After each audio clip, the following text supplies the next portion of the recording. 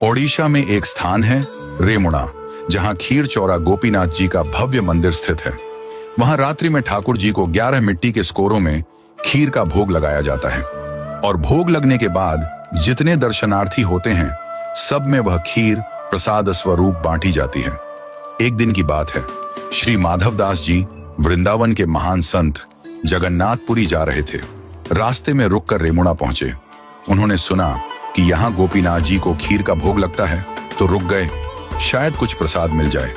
रात्रि में ठाकुर जी को शयन का समय हुआ। 11 सकोरों में खीर चढ़ाई गई। भोग लगने के पश्चात प्रसाद वितरण हुआ। भीड़ बहुत थी। माधवदास जी पीछे खड़े थे। प्रसाद भंटते भंटते माधवदास जी तक पहुंचते पहुंचते खीर समाप्त हो गई। पुजारी ने हाथ जोड़ लिए, बोले, भक्तवर, खीर समाप्त हो गई। माधवदास जी 3 दिन से उपवास में थे, परंतु फिर भी न किसी से बोले, न कुछ मांगा। मन ही मन बोले, हे जगन्नाथ, आप तो जगत के अन्नदाता कहलाते हैं, पर आज आपके द्वार पर आकर भी अन्न नहीं मिला। वे एक वृक्ष के नीचे जाकर बैठ गए, भूखे प्यासे पर मौन शांत भक्त वत्सल भगवान के भरोसे। रात्रि में ठाकुर गोपीनाथ जी ने पुजारी को स्वप्न दिया, उठो, एक खीर का सकोरा मैंने बचा कर रखा है, जाओ उसे लेकर माधवदास को दो, वे भूखे हैं।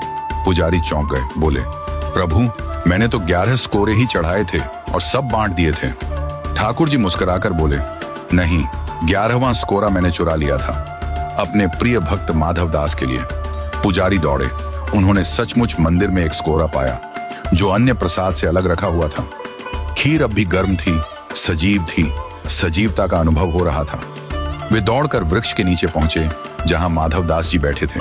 बोले, भक्तवर, प्रभु का प्रसाद पाओ। माधवदास जी बोले, अब इतनी आधी रात को खीर कहां से आ गई?